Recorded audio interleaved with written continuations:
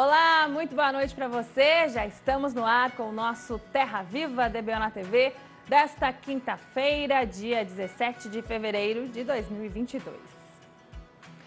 Entre as novidades que o Terra Viva DBO na TV está apresentando para o Brasil inteiro, para aumentar ainda mais a qualidade da nossa programação, é com grande satisfação que a gente anuncia a estreia do dia, que é a coluna Raças e Cruzamentos.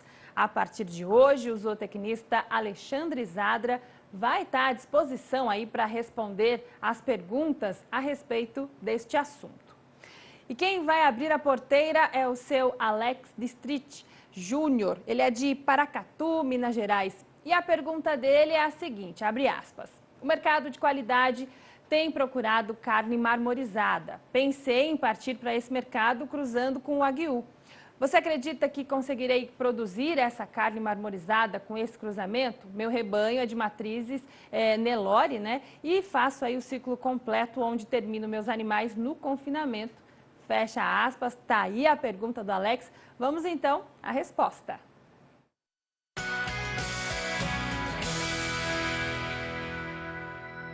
Olá, amigos do DBO na TV.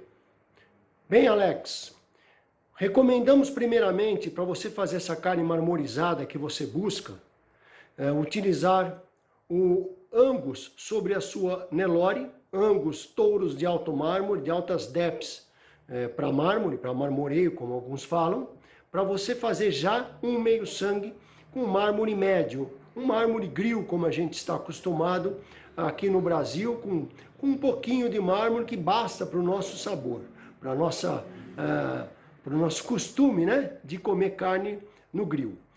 Depois que você fez essa meio sangue F1 Angus, essa F1 Angus Nelore, aí na sua casa, que eu considero a rainha da pecuária por seus apanágios, que ela, se você quiser tirar uma cria dela, você emprenha ela cedinho, com 12 até 16 meses, e tira uma cria dela, mata ela pesada, ainda com prêmio, recebendo preço de macho até 30 meses, com prêmio, etc. E ela também tem uma carne espetacular e é precoce. Então, essa F1, aí sim, essa F1 Angus, aí sim você vai utilizar uma terceira raça, que é o Wagyu.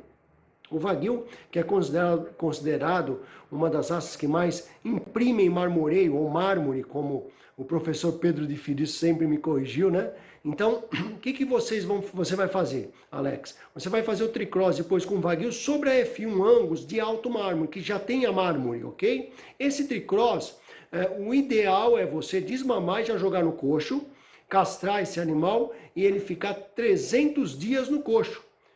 Numa dieta que o faça ganhar em torno de 1 quilo e pouco, não mais que isso, para que o mármore seja imprimido aí paulatinamente nessa carne. É assim que se faz. Se você usar o Wagyu na Nelore, achar que você vai fazer um mármore para hotéis, para o gourmet, né, essa cozinha gourmet, no nível de mármore de Wagyu, você não vai fazer. Então, quando você pensa em fazer um mármore um pouco maior do que a gente está acostumado com meio sangue Angus, com as fêmeas meio sangue Angus engordadas, é você fazer o Wagyu na F1 Angus, ok?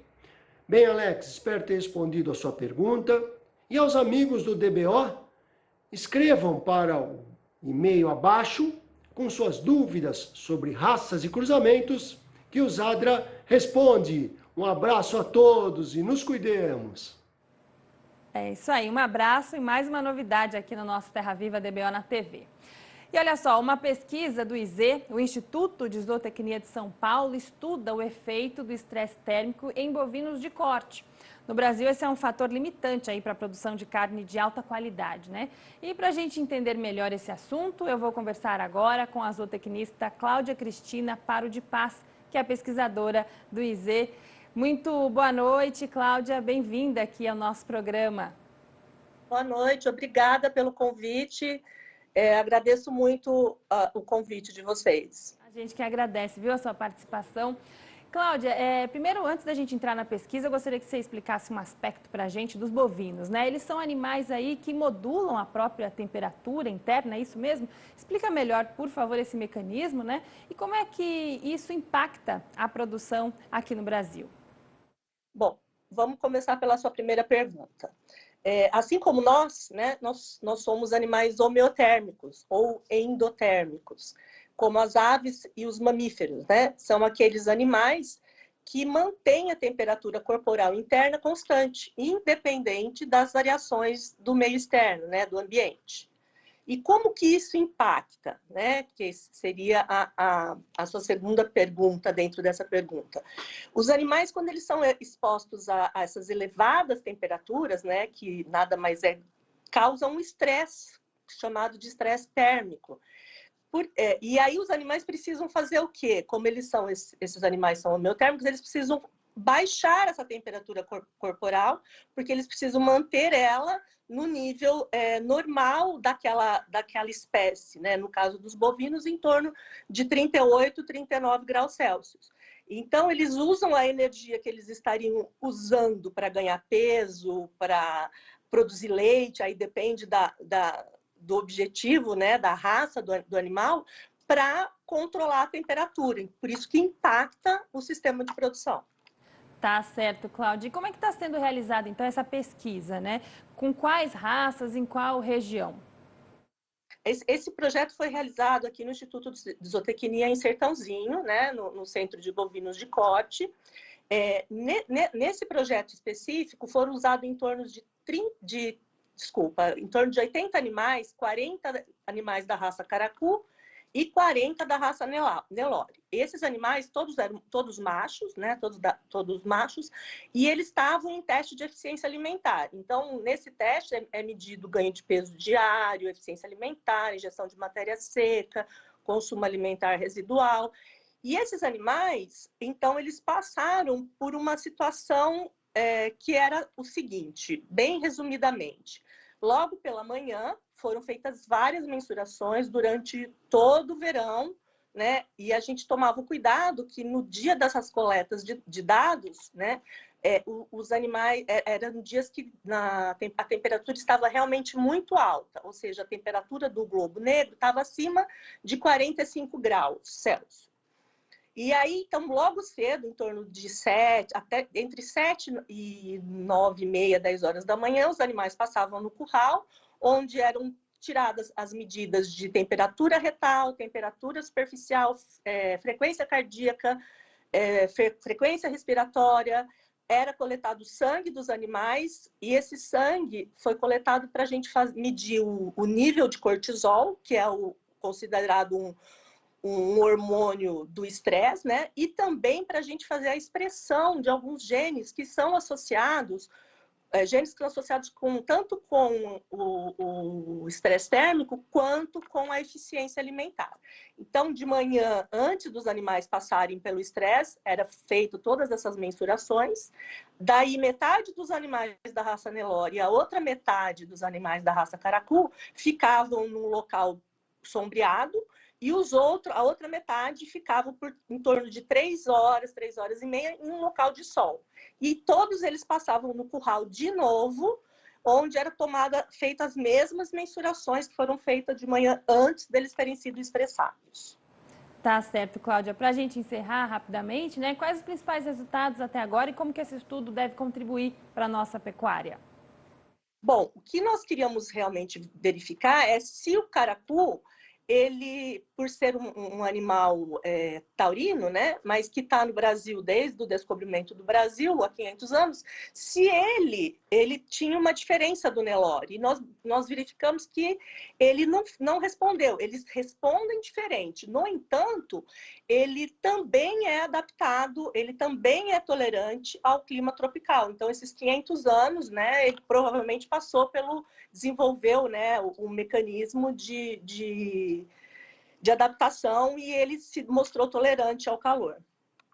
Maravilha, Cláudia, obrigada, viu, por compartilhar com a gente esses resultados desse estudo. A gente agenda também outras oportunidades, que com certeza é um assunto aí que dá para a gente explorar bastante. Obrigada mais uma vez, até uma próxima oportunidade. Eu que agradeço, obrigada. A gente vai fazer um rápido intervalo, já voltamos com o nosso Terra Viva DBO na TV. Fique com a gente aqui no Terra Viva, cultivando o melhor do Brasil. Já voltamos com o nosso Terra Viva DBO na TV. E agora nós vamos para a participação do pessoal do Portal DBO, sempre com uma entrevista aí na semana, né, a respeito dos assuntos de maior interesse do amigo pecuarista. O tema de hoje, né, é o seguinte: a calmaria inquietante aí do mercado do boi gordo. Acompanhe. Em nova live sobre a situação atual do mercado do boi e suas perspectivas, o portal DBO voltou a reunir essa semana o professor e pesquisador do CPEA, Tiago Bernardino de Carvalho, e o consultor Iago Travagini, da Agrifato. A mediação foi do jornalista Fábio Moitinho. Queria saber o que está acontecendo, né, nessa questão dos preços. Realmente, a gente vem acompanhando, sim, uma oscilação, podemos dizer assim, do preço do boi gordo, né? Principalmente, começa o ano muito firme, né? Termina a segunda quinzena de janeiro num patamar muito firme, 339,40, em média, última quinzena de janeiro, e realmente vem oscilando nesses últimos períodos.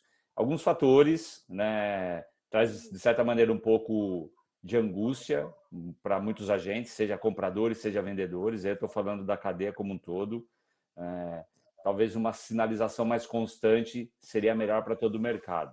A gente sempre vai retomar aquela conversa de oferta e demanda. Nesse caso, talvez a oferta já desenhada, uma baixa oferta, uma condição de pasto favorável a algumas regiões, nem tão boas em outras regiões, mas a oferta realmente já era se esperado uma oferta que vem uma oferta enxuta, alguns animais aparecendo, isso daí a gente já comenta depois, né, em algumas regiões, mas a demanda realmente ela vem trazendo no nosso ponto de vista um papel aí de oscilação de preço, tá? Demanda externa, o apetite chinês, isso ninguém pode negar. Por outro lado, eu tenho uma demanda interna muito enfraquecida, né? Qual que é a sua avaliação, Iago? A gente tem um cenário físico, né? O boi gordo hoje no mercado físico paulista muito firme, uma precificação muito bem dada ali na casa dos 340. O pecuarista que vai vender agora, ele tem uma corda muito firme sendo puxada para o lado dele. Na nossa visão, essa corda é muito puxada pela oferta muito escassa, como o próprio Thiago pontuou. Mas essa calmaria, ela se torna inquietante quando o cenário que você aponta, olhando os dados do passado, o cenário de médio e longo prazo, ele aponta para uma pressão mais baixista, pelo menos na visão da Agrifato. E por que eu pontuo isso? Porque a gente já está passando aí de um processo em que a gente, talvez, aí é uma avaliação de quando vai acontecer, mas a gente já está nesse processo em que a gente sai de um processo de retenção muito intensa de fêmeas, ou seja, o criador ele estava retendo muito fêmea porque o bezerro estava num processo de valorização muito grande, e agora a gente está saindo para um momento, na nossa percepção, que começa a se intensificar a partir de março, mas deve ganhar mais corpo até maio, junho e no ano que vem também. A gente sai desse processo de retenção e entra no processo de descarte. Esse é um processo lento, ele demora para iniciar, mas eu acho que essa inquietude que o mercado traz hoje é para tentar entender quando e como vai acontecer essa virada de ciclo, em que a gente sai de um processo de retenção muito intensa. 2021, a gente teve o menor abate dos últimos 14, 15 anos para a pecuária brasileira. O IBGE divulgou na semana passada os dados preliminares do último trimestre do ano. Então, a gente teve, sim, o pior ano da história em oferta. E a gente ainda vê essa oferta capengando, mas a gente olha para o passado e justamente vê que os ciclos se repetem, né? Então, quando você olha assim, essa retenção, esse descarte, a gente passa por um processo de retenção muito grande, o rebanho está crescendo. O pessoal aqui já está afiado. Murilo Parra pergunta de R$1 milhão. @ sobe ou desce? Essa é uma pergunta bem difícil de ser respondida, porque assim, a gente não tem um prazo definido. Se for no físico, eu particularmente assim, acho que a gente tem uma firmeza muito grande no mercado físico. Pelo menos até final de fevereiro, eu não vejo, não consigo enxergar uma pressão nesse momento na @paulista.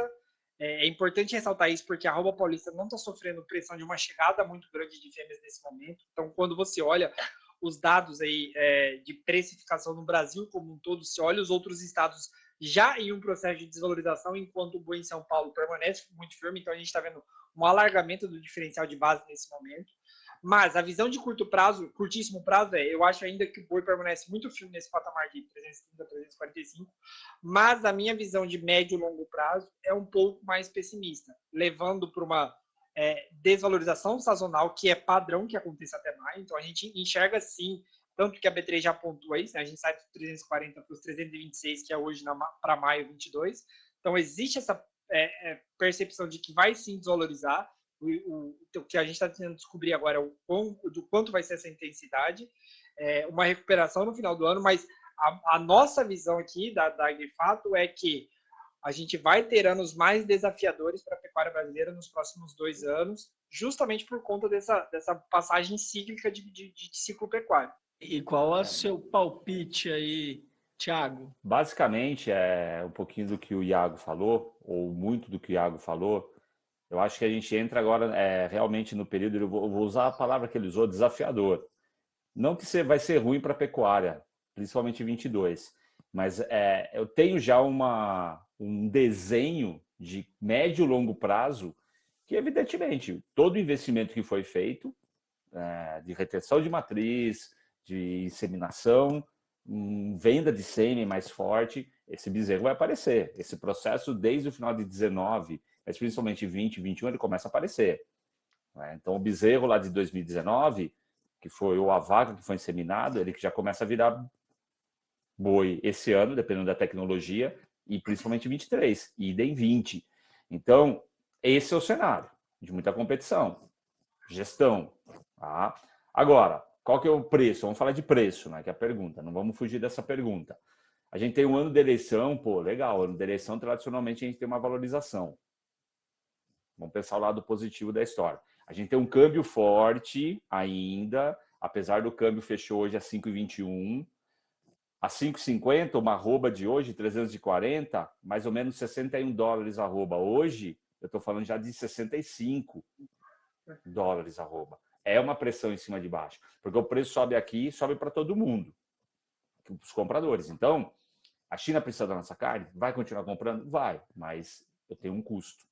Então, pelo lado da oferta, a gente vem, como já foi desenhado, esse volume de animal, ele começa a aparecer. Eu acredito que ainda no curto prazo a gente vai sofrer muito a questão da falta desse animal, tá? Então a gente tem aí meados, pelo menos até o final da safra, onde que eu consigo manter esse animal no pasto, eu ainda vou conseguir realmente precificar melhor. E o desafio, aí a gente entra num cenário onde já se falam de saca de soja 200, o farelo de soja já está subindo, né? E a grande pergunta, talvez a pergunta do milhão, como que vai ser essa safrinha também? Porque isso também precifica muito a questão do confinamento. Tá? Se vai termos oferta ou não, isso vai ajudar a precificar. Mas eu acredito ainda patamares firmes. Chegamos já a ver negócios na bolsa acima dos 340 para o final do ano. Tá? Então, a gente acredita que vai ficar nesse patamar elevado de preço, mas a gente já não vê aquele fôlego a gente ter preços maiores.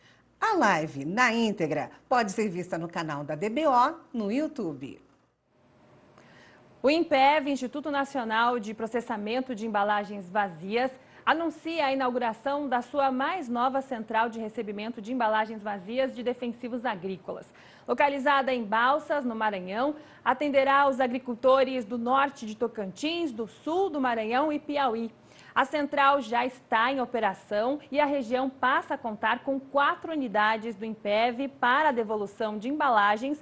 Além de Balsas, o produtor rural também poderá entregar seu material nas unidades de Alto Parnaíba, no Maranhão, Uruçuí e Bom Jesus, ambas no Piauí. A central de Balsas é a única credenciada no município para receber as embalagens vazias e sobras pós-consumo de defensivos agrícolas das empresas associadas ao INPEV. A central de recebimento de Balsas está localizada no endereço Avenida 3, sem número, lote 34, quadra 32, Parque Cidade Maravilha. Para mais informações, acesse o site do INPEV, www.impev.org.br. Agora nós vamos para mais um rápido intervalo e já voltamos com as informações do mercado do boi gordo, as cotações nesta quinta-feira. Até já! Estamos de volta com o nosso Terra Viva DBO na TV. E chegou a hora da gente falar sobre o fechamento do mercado do boi gordo nesta quinta-feira em todo o país. No balanço do dia da Scott Consultoria, foram apuradas mudanças em 13 das 32 praças pesquisadas. Vamos acompanhar no mapa. Começamos a lista das variações de hoje no norte de Minas Gerais. Na região, o boi registrou alta e agora está sendo cotado a R$ 310,50 no prazo de 30 dias e já descontada a parte do fundo rural. Quem quiser comprar a fêmea em Dourados, Mato Grosso do Sul, vai desembolsar no mínimo R$ 290,50. Em Pelotas, no Rio Grande do Sul, o boi valorizou e agora o quilo vivo está valendo R$ 10,85. Se a negociação for por arroba, passa a ser R$ 325,50. Na parte oeste do estado, subiu tudo. Por lá, o quilo vivo do macho está na faixa dos R$ 11,05, enquanto o da fêmea está por R$ 10,60. Se a negociação for por arroba, os valores passam a ser R$ 331,50 e R$ 318, respectivamente. Em Lagoas, a única alta registrada foi para o boi. Por lá, ele está sendo falado a R$ 297,50. Em Paragominas, no Pará, a fêmea foi para R$ 283,50.